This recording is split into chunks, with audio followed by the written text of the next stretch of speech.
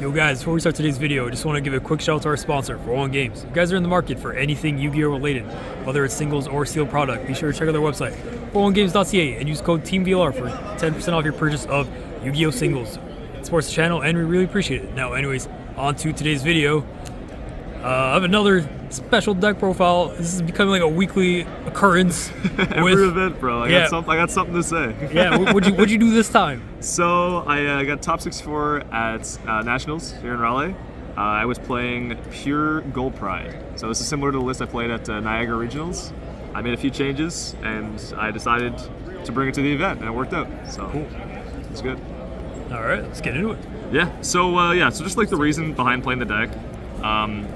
First, like the whole reason to play any Gold Pride at all is Nitro Head. Is like the fact that it has a decent cash matchup, in my opinion. The deck can set up like a lot of different stuff. Can set up like a Zeus play easy with Fortune Tuner, set up like Nitro Head to lock your opponent in the game. So that's why I chose that. So for the Gold Pride engine, we're playing triple Carry, triple Leon, triple Roller Baller, and I am mating Nitro Head. I like that you said Nitro Head is the main reason to play this game. This card or deck, and you're only playing one. Unbelievably searchable. Yeah. So like, yeah, it's so easy to search. Like Chariot, you have Better Luck, you have that came out of nowhere, that sort of stuff. So yeah, like it's if you see cash and you give them a token, well, they better have like Thrust, they better have Dark Hole, they better have something, right? Like it's really good to fall back on, just continuously giving them a token. So yeah, I think this engine's really good. Obviously, you want to play 3 of each because you need to keep your trap live. Roller Baller is a house. This card's crazy. People, it's absolutely insane. Just quick effect, eat as many things as you can. Fusion summon, carry, set up level 3 plays. This is I would never change this ratio at all. It's absolutely perfect. I think it was fantastic. Now, I am not playing punk cards in this deck. The reason I chose not to play punks is because Shifter and Arising. Because punk cards don't activate, or they cannot. A lot of them cannot activate under Arise. So I decided to take a different route. I know that every single Clash player is either maining or siding Shifter, and they're always playing a Riser. So you want to make sure that you can play the cards in your hand. So I'm playing some other Gold Pride support cards that are really strong. So I'm playing 3 Tour Guide. Don't mind the different rarities, please. No, that's fine. Which one did the most today? Rank 1 Secret, 2 Common, 3 Super for sure. Yeah, no, this is good. So this is your normal summon. You want to see this card. This card saved me so many times. It's just a free Chariot carry. Summons Captain Carry from deck because it's level 3 Fiend. Extremely strong. Sets up your plays right away, and you can go to stuff like Gossip Shadow, which I'll get to. So this is like one of the better starters in the deck. Probably the best starter. For some other level 3s, I'll just show the whole engine here, I guess. Again. We are on some more extenders. So we have Frankenderp. So this is the star of the show. The best card. This guy on summon. This is Zealman at home. Yeah. This is you pay 500. Look at the top card of your deck. If you want it, take it. Skip your next draw phase. Basically a draw 1, right? Yep. It gives you more engine to contend with. Gives you more non-engine, that sort of stuff. Level 3, E-Telly, pays life. Everything you need in a card. Absolutely crazy. And when we're playing a wielder, just have another Psychic. I could have seen myself playing Tracker as well. I cut it kind of last minute, but it never really, E-Telly was never really dead, so it was fun. You just want to see this all the time. Plays run trolls. Cool. So Frankenderp was good. Can be a normal summon if you draw 2. Happen to be in top 64. So for some non-engine I was playing, so let's go, just some hand traps. Ash Nib. Ash was great, level 3, makes Chariot carry. Nib was fine. It was okay. Just fine. I could see a world where, like, instead of main, I sided Nib. I used it a few times. It was alright. A lot of the cash players, just were not playing into it. There's one cash player I played who just went Fender Unicorn. Of course. I just look at Nib in my hand, feel stupid. But yeah, no, I think it's good. It's good sometimes. Good some matchups, but maybe it's for the side deck. Maybe you play Bell or something. But I think it was still fun. True. For some of the Gold Pride spells, we're on triple Better Luck next time. 1 Crowd Goes Wild, 1 that came out of nowhere. This is the entire deck. This card needs to be on field. You need to see it. You need to search for Chariot carry. This card is your engine. This is because every time that you make one of the Gold Pride synchros or fusions, you're inherently kind of -1, right? Because it's you use 2 to make it, and then it replaces itself with 1, right? This turns it into a neutral, and you've already disrupted your opponent. So it's usually a +1 or 2 in the case of Roller Baller. So I think this card on field, this is the archetype. This is custom for the archetype. Yeah. I played some other search pool spells. When you already draw Better Luck and you want to resolve Chariot, you can use this card to play through things like Dark Ruler. On your opponent's turn, you can use it to play through things like Nib. If you like have a Leon and a Nitro Head engraved, you can like just wait till end phase, use this, and then you play around Nib. And this is just like basically a worse Better Luck next time. Yeah. But it really does come up that you have Better Luck, a gold Pride in hand, and you need to search the fourth name, and it does come up. I OTK'd somebody with Psychic and Punisher doing this. Oh, jeez. Yeah, but no, this ratio was good. I don't think I'd change this at all. I think this is fine. Maybe 2, but that's still really bumping it up. Oh, like you just want to see cards that lower your life, right? Yeah. And the times I bricked is either I didn't see, like I just saw Rollerballer, or like I saw a bunch of gold Pride names with no way to lower my life. So I could see this being a 2 of maybe if I cut those down to 40. I could see it. More extenders. 3 ready, 1 instant. Yep. I bricked on ready 2 ready a couple times. I could see it becoming this and like replacing the Psychic Tracker. But the fact that this is so flexible in what you're doing, like I'll show you the targets soon, but it's like a 3 or a 5 tuner. Like you can make you can make things like Dragite. You can make your Chariot carry. It lowers your life. You make Barone, that sort of stuff. It's just really good. I think maybe 2 in 1 or 3 in 1, but it was really good. Some more non-engine stuff. I main deck Triple Cosmic. This like shores up every weakness of the deck because Gold Pride basically has no spell trap removal. Like that's the weakness. That's the problem. So this pays life, outs a spell trap, and it's disruption. Yeah. So it's kind of just everything you need. So why not main it? I'd be signing it in every matchup anyways. Yeah. Like if I'm against Kashtira and I give them a token, they better have Birth. If they have Birth, they banish it. Yep. So like it's just really good for stuff like that, for field spells, all sorts of stuff. It's really good for Fountain as well and Runic matchups. So basically every deck. that's good. Every deck has at least one so set. I was thinking to myself, like I was like siding this in every matchup. Like why am I not just maining it? You can main it. Like, it's crazy. So. And I play 1 talents for thrust.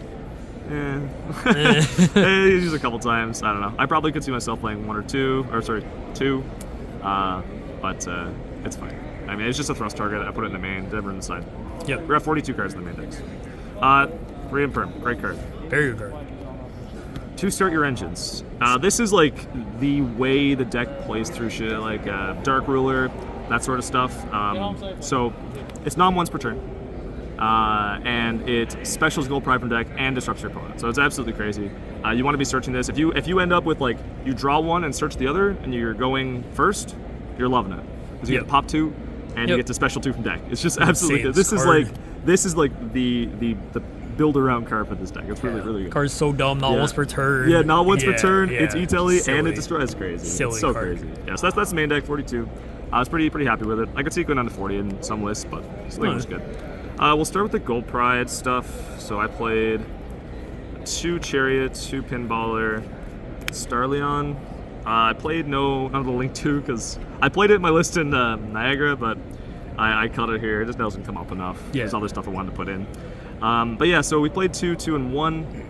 I could see a world where you play 1, 1, 2, 1. Yep. But yeah, it's just like this is the card that you make pretty much every turn. This is your advantage engine. You're making this, adding a spell, sending if you need to, 1 every turn. It allows you to go into Zeus plays. Pinballer, you need to. This is like, bro, you summon this card. If this resolves, you're probably winning that game. Like every time. Like this is like untargeting, take all your monsters, like or as many as you use for fusion material. Starleon never came up that I needed more than 1. Because this is actually the only one that Leon can summon back from grave, and it's live. So like if it's in grave, it's not a big deal because you can still Leon summon it back, and it's still a disruption. So you only need 1. I think it's fine. Some XYZs: Fortune Tune, Gossip Shadow, Downer, Zeus. I think this is different than my Niagara list. I was finding in Niagara that I had a lot of level 3s on board all the time. Right? Just with all the E-Tellies, Ready Fusions, that sort of stuff. But I was losing to Droll, Nib, that sort of stuff, Ash, on Carry, Veiler.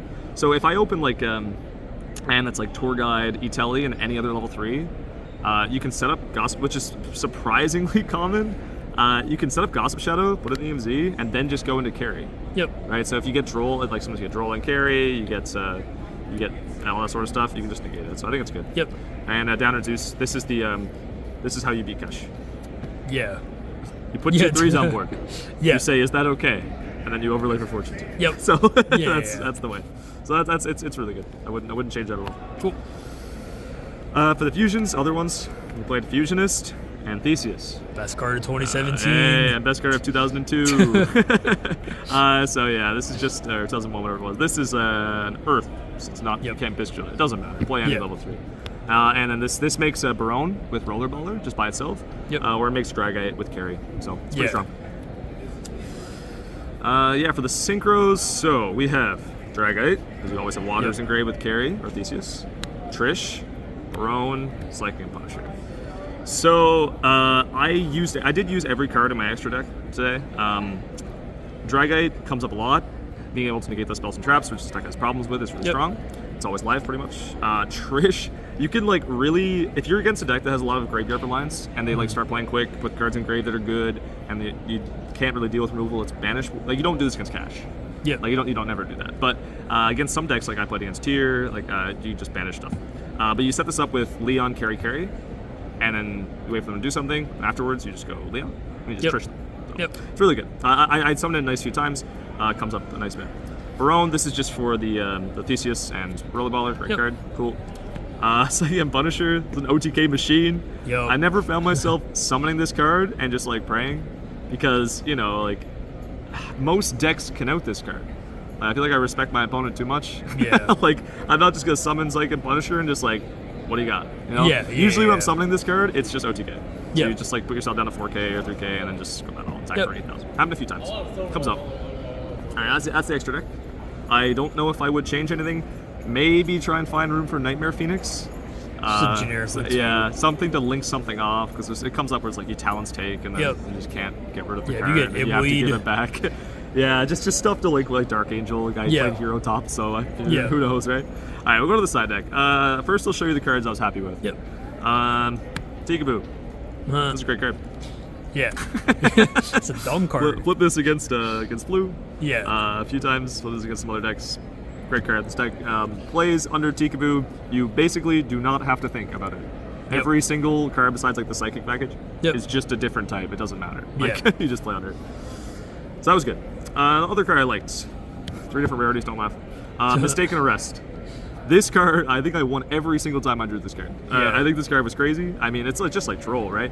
But the benefit it has over Droll, it doesn't trigger things like Thrust to set or like Talons, but it also stops their first search, which is so important in this format. Because if they go draw phase, you go first, you set Mistaken Arrest, whatever. They go draw phase, Runic, summon Hugin effect, chain Mistaken Arrest. They don't even get found. So it's really strong for things like that, or they go tip and like that sort of stuff. But if you want to just like avoid that altogether, you can just use it in your end phase. You get like you can draw it with Better Luck and then just activate it right away. Or you can just use it and they don't get any searches for the rest of the turn, and you're still allowed to draw. So like your deck after turn 1 with this deck, you're just drawing in end phases, drawing for turn, that sort of stuff, and that's enough. You're playing out of your grave, that sort of thing. So this deck is pretty unbothered by Mistaken Arrest. So I really like this card. I think it was a good call. It's kind of a last minute choice after seeing some deck profiles and everything, but I really think this is a good call. Which one went the hardest? I think in this case it was actually again the Secret. The Secret? The Secret was the one I drew the most. I don't know what it is, man.